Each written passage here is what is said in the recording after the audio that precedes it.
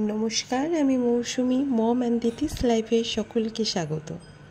জন্মাষ্টমী মানেই আমাদের সকলের প্রিয় গোপু সোনার জন্মদিন।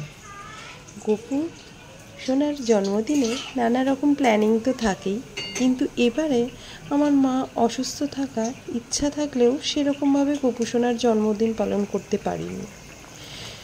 দিদি গোপুর জন্মদিন নিয়ে খুবই এক্সাইটেড ছিল। ও তো জানেনি কারুর বার্থডে আসলেই ওর এক্সাইটমেন্ট বেড়ে যায়, তার উপর আবার গোপু সোনার জন্মদিন বলে কথা। কিভাবে নিজে সাজবে, কিভাবে গোপুকে সাজাবে, এই নিয়ে সকাল থেকে বড্ড ব্যস্ত আমার ছোট্ট মেয়েটি। সকালে গোপুকে স্নান করিয়ে সকালে জল খাবার দিয়ে এবার সারাদিনের গোপুর খাবারের ব্যবস্থাপনা চলতে থাকলো। গোপালের জন্য গোপালের তালের বড়া খুব প্রিয়, জানেন তো, সবাই জানি আমরা। গোপু সোনার তালের বড়াটা বড্ড ভালো লাগে, তাই সারা বছর জন্মাষ্টমী মানেই তালের বড়া হবে এটুকু নিশ্চিন্ত। সেটাই হচ্ছে, দেখতেই পাচ্ছেন। মা খুব অসুস্থ, তা সত্ত্বেও গোপু সোনার জন্য কিন্তু তালের বড়া বানাচ্ছে, কারণ লাস্ট ইয়ারে গোপু সোনার জন্মদিনে তালের বড়াটা কিনে আনা হয়েছিল, কিন্তু সেটা কারোরই পছন্দ হয়নি। তখনই সকলের মন খারাপ হয়ে গেছিলো।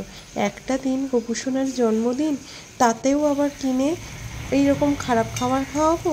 সেই কারণে তখন থেকেই মায়ের প্ল্যানিং ছিল, যত কষ্টই হোক যা কিছুই কিনি, কিন্তু তালের বড়াটা যেটা গোপু সোনার বড্ড প্রিয় সেটা নিজের হাতেই বানাবো। তাই মতোই করলো, খুব কষ্ট করেই তালের বড়াগুলো বানাতে থাকলো, কারণ গোপু সোনার যেটা বড্ড প্রিয়।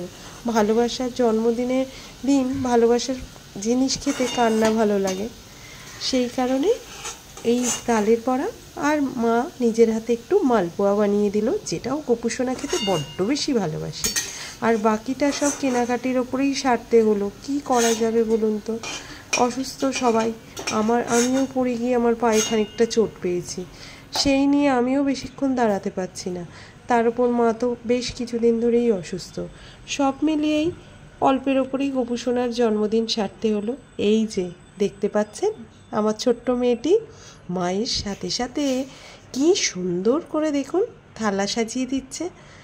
আসলে চোখের নিমেষে কীরকম যেন বড় হয়ে যাচ্ছে, এখনও 5 পূর্ণ হয়নি। ভাবুন, সেই ছোট্ট মেয়েটি নাকি ঠাকুরের থালা সাজাতেও শিখে গেছে, তার উপর গোপু সোনার জন্মদিন বলে কথা। বাড়ির সবচেয়ে আদরের মানুষটির আজ জন্মদিন, তাই জন্য দিদি এবছর মায়ের হাতে হাতে সব বসে বসে নিজে সাজিয়েছে। এমনকি গোপুর যে মুকুটটা সেটাও কিন্তু দিদি নিজের হাতে পরিয়েছে।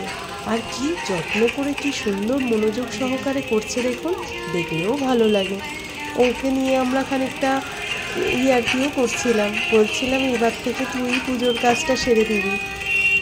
তবে আজ না হলেও কয়েকদিনের মধ্যে মনে হয় ও অনেকটাই শিখে যাবে পুজোর কাজকর্ম। যেভাবে মায়ের সঙ্গে সঙ্গে গিয়ে করে দেখছিলাম, বেশ পরিপাটি করে সুন্দর করে সাজাচ্ছিল, দেখেও চোখটা জুড়িয়ে গেল।